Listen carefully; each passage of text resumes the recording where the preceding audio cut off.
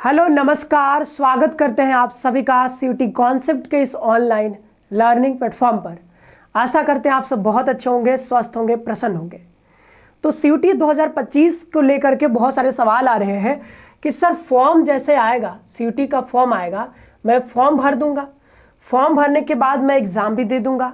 अब एग्ज़ाम देने के बाद हम अपने ड्रीम यूनिवर्सिटी में कैसे पढ़ पाएंगे, कैसे वहाँ पर हमारा फाइनल एडमिशन होगा, सर इसके बारे में हमको बताइए।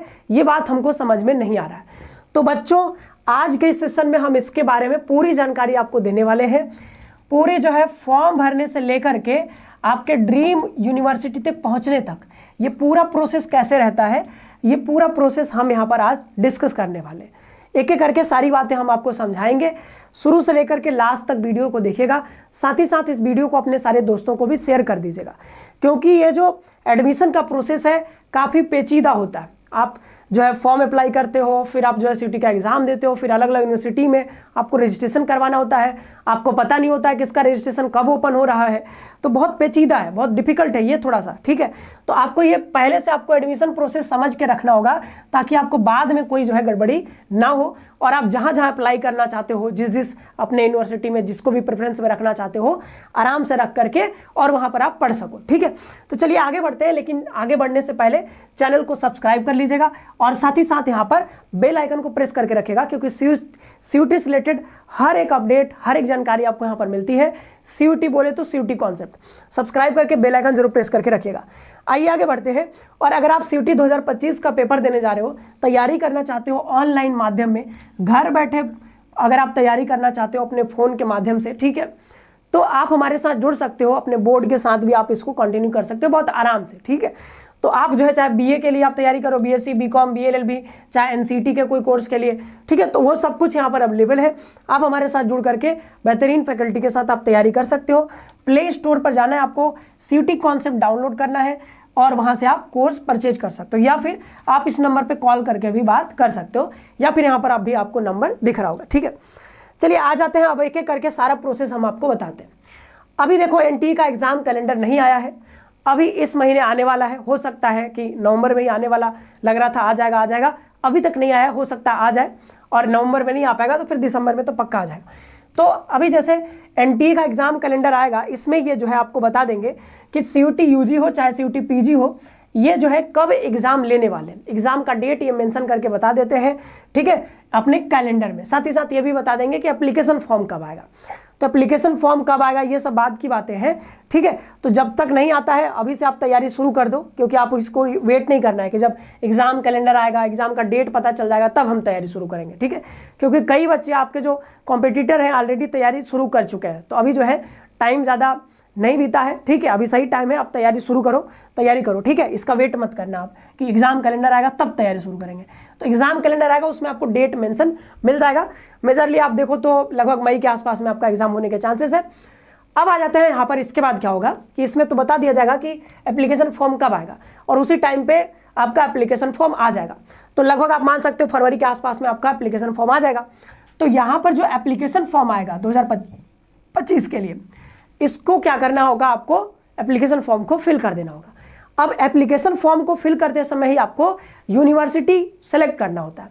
तो मान लो किसी को जो है बीएचयू में पढ़ना है तो बीएचयू भी सिलेक्ट करेगा, ठीक है। ध्यान रखना, जहाँ जहाँ आपको प्रेफरेंस देना है, जहाँ जहाँ आपको पढ़ना है, सारी यूनिवर्सिटी को आपको सिलेक्ट कर लेना है। आप कोशिश करना मैक्स टू मैक्स, जितना आप देखो यूनिवर्सिटी सिलेक्ट करने के लिए पैसा अलग से नहीं लगता है, तो आप मैक्सिमम जितना से ज़्यादा हो सके आप यूनिवर्सिटी को सिलेक्ट करना, क्योंकि ज़्यादा अगर यूनिवर्सिटी सिलेक्ट करोगे तो बाद में आपके एडमिशन के चांसेस बढ़ जाएंगे, ठीक है। मान लो कि बीएचयू में नहीं होता है, तो आपने मान लो एयू को सिलेक्ट किया था, तो हो सकता है एयू में हो जाए, ठीक है। तो ये होता है ना कि आपके मार्क्स पर डिपेंड करता है कि आपका एडमिशन कहाँ होगा। तो बहुत हाई मार्क्स आ गए तो हो सकता है आपको जेएनयू में एडमिशन मिल जाए, डीयू में मिल जाए, आपको बीएचयू में मिल जाए। लेकिन अगर आपका मार्क्स मान लो कम रह गया, तो उस स्थिति में क्या होगा कि अगर आप मैक्सिमम यूनिवर्सिटी सेलेक्ट नहीं करोगे, तो हो सकता है आप एडमिशन से वंचित रह जाओ। तो यहाँ पर ये एडवाइस करेंगे आपको कि आप ज़्यादा से ज़्यादा यूनिवर्सिटी को सिलेक्ट करना। तो एप्लीकेशन फॉर्म भरते समय आपको एक तो यूनिवर्सिटी सिलेक्ट कर लेना है, ठीक है। और साथ ही साथ ये भी ध्यान देना है कि आपने जो 12th में पढ़ा था, ठीक है, इसके बारे में हमने पहले भी बता रखा, जो डीयू पर वीडियो हमने बनाया है उसमें बता रखा। 12th में जो आपने यहाँ पर सब्जेक्ट पढ़े, मान लो पीसीएम पढ़ा, फिजिक्स केमिस्ट्री मैथ, तो आपको यही सब्जेक्ट यानी यही तीनों सब्जेक्ट आपको लेने हैं कहाँ, सीयूटी के एप्लीकेशन फॉर्म जब भरोगे तो यहाँ पर टेस्ट पेपर आपको सिलेक्ट करना होगा, ठीक है। मैक्सिमम आप 6 टेस्ट पेपर सिलेक्ट कर सकते हो। तो इस टेस्ट पेपर में आप डोमेन जो सिलेक्ट करोगे, डोमेन या फिर लैंग्वेज, ये वही वाला सेलेक्ट करना जो आपने 12th में पढ़े हैं, क्योंकि डीयू के लिए बहुत जरूरी है। और साथ में कुछ और यूनिवर्सिटी है जहां पर ये जरूरी है कि आप वही सब्जेक्ट का पेपर दे रहे हो जो सब्जेक्ट आपने 12th में पढ़ रखे। तो इस बात का खासा ध्यान रखना, खासकर डीयू में सब लोग लगभग अप्लाई करते ही हैं। तो सबके लिए जरूरी है कि आपको डोमेन जो लोगे या फिर जो लैंग्वेज का सब्जेक्ट लोगे, जनरल टेस्ट में तो कोई दिक्कत नहीं है, वो सब लोग ले सकते हैं, लेकिन जो आप डोमेन लोगे जनरल और यहाँ पे लैंग्वेज लोगे, वही लैंग्वेज वही डोमेन लेना जो आपने 12th में पढ़ रखे हैं, ठीक है। तो ठीक है, अब यहाँ पर ये आपने कर लिया, सीयूटी का एप्लीकेशन फॉर्म भर दिया। अब फॉर्म भरने के बाद होता क्या है कि आप एग्जाम दोगे, एग्जाम का डेट आ जाएगा, एग्जाम दोगे, एग्जाम के बाद एनटीए आपका स्कोर जारी करेगी। तो आपको अपना स्कोर कार्ड मिल जाएगा कि आपको सपोज करो मान लो 800 में से आपको मान लो यहाँ पे 600 नंबर आपको मिल गए, ठीक है। तो ये स्कोर कार्ड आपको एनटीए थमा देगी, ठीक है। अब उसके बाद जो है ये यूनिवर्सिटी जो है, अलग अलग यूनिवर्सिटी अपना रजिस्ट्रेशन पोर्टल ओपन करती है, रजिस्ट्रेशन कम काउंसलिंग पोर्टल इसको कहा जाता है। तो यहाँ पर रजिस्ट्रेशन पोर्टल ओपन होगा, जैसे बीएचयू का अपना होगा, ठीक है, या फिर समर्थ पोर्टल जो होता है उसमें मैक्सिमम लोगों का हो जाता है, मैक्सिमम यूनिवर्सिटीज़ का जो रजिस्ट्रेशन होता है वो समर्थ पोर्टल से ही होता है, लेकिन डीयू का अपना अलग है, ठीक है, सीएसएस पोर्टल है, ठीक है। तो यहाँ पे ध्यान रखना है आपको कि अलग अलग यूनिवर्सिटी अपना अलग अलग क्या करेगी, रजिस्ट्रेशन ओपन करेगी अलग अलग डेट्स पर। तो कई लोग क्या करते हैं कि रिजल्ट आने से पहले, कुछ यूनिवर्सिटी रिजल्ट आने से पहले ही अपना रजिस्ट्रेशन पोर्टल ओपन कर देगी। तो आपको ये पता करना पड़ेगा कि कौन सी यूनिवर्सिटी का रजिस्ट्रेशन पोर्टल कब ओपन हो रहा है, और जैसे ओपन हो तो आप वहां पर जाकर के रजिस्ट्रेशन करवा लो। अभी क्या है कि अलग अलग यूनिवर्सिटी में आपको अलग अलग रजिस्ट्रेशन करवाना होता है, अलग अलग फी भी पे करना होता है, और आपको पता भी नहीं चलता है कई बार कि किसका रजिस्ट्रेशन ओपन हुआ, इतने सारे अलग अलग यूनिवर्सिटीज़ हैं, और किसका ओपन हुआ खत्म भी हो गया, आपको पता भी नहीं लगा। तो ये सब हालांकि हम लोग हमारे YouTube चैनल पे बताते हैं कि किसका किसका ओपन हो रहा है, किसका नहीं ओपन हो रहा है, ये सारी जानकारी हमारे यहाँ मिलेगी। तो जैसे किसी यूनिवर्सिटी का रजिस्ट्रेशन पोर्टल ओपन होता है हम आपको अपडेट दे देते हैं, आपको बता देते हैं, आप जाकर के रजिस्ट्रेशन करवा लेते हैं, तो कोई दिक्कत नहीं है। फिर भी पैसा तो अलग अलग लगता ही है। तो बात की जा रही है कॉमन काउंसलिंग पोर्टल की। तो कॉमन काउंसलिंग पोर्टल जब ओपन हो जाएगा तो पूरा जो आप देखोगे एकदम सेंट्रलाइज हो जाएगा पूरा सब कुछ। तो आपको एक ही जगह रजिस्ट्रेशन करवाना पड़ेगा, आपको अलग अलग यूनिवर्सिटी के लिए रजिस्ट्रेशन नहीं करवाना पड़ेगा, एक जगह रजिस्ट्रेशन करवाओ फिर आपका एडमिशन यहाँ पे हो जाएगा। तो जैसे ही आप मान लो कि बीएचयू के लिए आपने रजिस्ट्रेशन करवा लिया, तो बीएचयू के लिए जब आप रजिस्ट्रेशन करवाओगे तो रजिस्ट्रेशन में पूरा प्रोसेस सब कुछ ऑनलाइन होता है, इसमें कुछ आपको ऑफलाइन आकर के नहीं करना है अभी फिलहाल, ठीक है। तो सब कुछ ऑनलाइन होगा, घर बैठे आप ये सब काम कर सकते हो। रजिस्ट्रेशन पोर्टल पूरा ओपन होगा, सारा रजिस्ट्रेशन अपना करवा लो, सब कुछ जो भी मांगेगा उसमें सब फिल कर दो, डॉक्यूमेंट सब कुछ सबमिट कर दो। इसके बाद आता है उसमें उसी प्रोसेस में अगला स्टेप आएगा प्रेफरेंस फिलिंग का। तो मान लो बीएचयू में आप पढ़ना चाहते हो, रजिस्ट्रेशन पोर्टल में ओपन किया आपने, सब कुछ भर दिया, फिर आएगा प्रेफरेंस फिलिंग का। तो यहाँ पर क्या होगा ना कि बीएचयू में मान लो आपको बीए करना है, तो बीए में भी आपके अलग अलग है लोकेशन है, एफएमसी है, एमएमबी है, फिर बीसीडब्ल्यू, बीकेएम, कई जगह होता है बीए का कोर्स, ठीक है। तो इसमें आपको प्रेफरेंस देना पड़ेगा कि आप जो है एफएमसी को ऊपर रखोगे कि किसको ऊपर रखोगे, एमएमई को ऊपर रखोगे। और एफएमसी में भी आप ज्योग्राफी लेना चाहते हो, हिस्ट्री लेना चाहते हो, कौन सा ऑनर्स पढ़ना चाहते हो, तो इसका अपने सब्जेक्ट का और लोकेशन का प्रेफरेंस देना पड़ता है। ऐसे डीयू में भी आपको देना होगा, कॉलेज का प्रेफरेंस देना होगा और कोर्स का प्रेफरेंस देना होगा। तो ये सब प्रेफरेंस आपको यहाँ पे भरना होता है, ये बहुत सावधानी से ध्यान से भरना होता है, नहीं तो बहुत गड़बड़ होता है। जब ये प्रक्रिया शुरू होगी हमारे यूट्यूब चैनल पर सब कुछ बताया जाएगा, ठीक है। तो यहाँ पे कोई दिक्कत नहीं है, प्रेफरेंस फिल कर लोगे। प्रेफरेंस फिल जब हो जाएगा इसके बाद शुरू होता है यहाँ पर एडमिशन का प्रोसेस, एलोकेशन का प्रोसेस। तो प्रेफरेंस अगर आपका मान लो कि मेरिट जो है कट ऑफ के अंदर आ जाता है, ठीक है, कट ऑफ के ऊपर आप चले जाते हो, आपका मेरिट है, तो आपको इसी प्रेफरेंस में से जो है कोई ना कोई आपको सब्जेक्ट बहुत अच्छा नंबर है तो हो सकता है नंबर 1 प्रेफरेंस मिल जाए, ठीक है, हो सकता है दूसरा तीसरा कोई भी प्रेफरेंस मिल सकता है, ठीक है।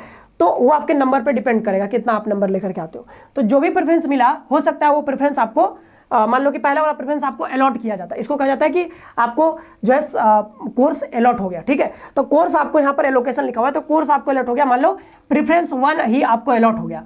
तो आपको क्या करना होता है, मान लो दूसरा तीसरा कोई भी 10वां मान लो गया, तो 10वां हो गया, आपको इसके बाद एक्सेप्ट करना होता है। तो एक्सेप्ट का बटन आपको पोर्टल पर दिखेगा, एक्सेप्ट करोगे, एक्सेप्ट करने के बाद फिर होगा आपको फी पेमेंट करना होगा, फी पेमेंट करोगे, ठीक है। और डॉक्यूमेंट में कोई दिक्कत आएगा तो वहाँ पर क्वेरी रेज होता है, आप उसका जवाब दे दोगे, कोई दिक्कत नहीं होता, आराम से हो जाता है, ठीक है। तो ये सब कुछ होने के बाद जैसे ही आप यहाँ पर फी पेमेंट कर देते हो, फी पेमेंट के बाद लगभग आपका एडमिशन जो है 90% 99% आपका हो गया, ठीक है, एडमिशन हो जाता है। इसके बाद आपको फिजिकली बुलाया जाता है, आपके पास एक एडमिट कार्ड आता है, बताया जाता है कि आपको इस लोकेशन पे इस कॉलेज में आना है, आकर के अपना फिजिकल वेरिफिकेशन करवा लीजिए। तो जो भी डॉक्यूमेंट आपने ऑनलाइन सबमिट किए थे और साथ ही साथ कुछ और जैसे TCCC ये सब कुछ लेकर के जाना होता है, और वहाँ पर जाकर के अपने कॉलेज में जाओगे, वहाँ पर अपने फैकल्टी में जहाँ भी जिस तरीके से होता है वहाँ पर जाकर के अपना सब कुछ सबमिट कर दोगे और आपका एडमिशन लगभग पक्का हो जाएगा, फिर आपके क्लासेस चलेंगी। तो ये होता है पूरा आपका प्रोसेस। थोड़ा सा पेचीदा है, आप ध्यान रखना, लेकिन हर स्टेप पर हम आपको हेल्प करेंगे।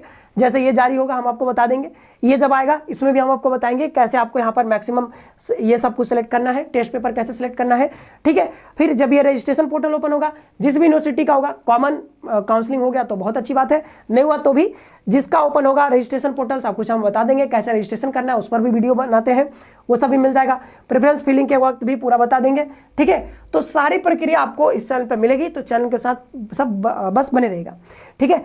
ये जो है एक सलाह दी जाती है, NTA खुद ही सलाह देता है कि आप जब टेस्ट पेपर सेलेक्ट करो तो एक लैंग्वेज कम से कम ले लो, एक लैंग्वेज, 3 आप डोमेन ले लो और एक GT तो एक ही है, आप GT ले लो, ठीक है। ये जो है 5 आप कॉम्बिनेशन यहाँ पे ले लो, 5 सब्जेक्ट, 5 टेस्ट पेपर यहाँ पे चूज कर लो, 3 1 4 1 5, आप मैक्सिमम 6 कर सकते हो, तो हो सकता है एक और कुछ ले लो, ठीक है, जैसे डोमेन आप 4 ले लो या फिर लैंग्वेज एक और ले लो। लेकिन अगर आप ये 5 ले लेते हो तो आप मैक्सिमम यूनिवर्सिटी के लिए आप एलिजिबल हो जाओगे, कोई दिक्कत आपको नहीं आएगा। 3 डोमेन, एक लैंग्वेज और एक GT, ठीक है। तो इस तरीके से जो है यहाँ पर हम लोगों ने समझा आज कि जो यहाँ पे आपका प्रोसेस रहने वाला है, एडमिशन प्रोसेस, वो किस प्रकार से रहने वाला है। साथ ही साथ इसमें कुछ बदलाव हो सकते हैं, जैसे कॉमन काउंसलिंग हो सकता है, तो अभी इस पर बात चल रही है, अगर ये कंफर्म होता है तो हम आपको बताएंगे इस पर, ठीक है। और यहाँ पर तैयारी करना चाहते हो तो हमने बता ही दिया, आप जो है प्ले स्टोर से CUT कॉन्सेप्ट डाउनलोड कर सकते हो। और ये पूरी जानकारी हमने यहाँ पर डिस्कस किया है। चैनल को सब्सक्राइब करके बेल आइकन प्रेस करके रख लीजिएगा। मिलते हैं नेक्स्ट सेशन में, आप सभी का बहुत बहुत धन्यवाद।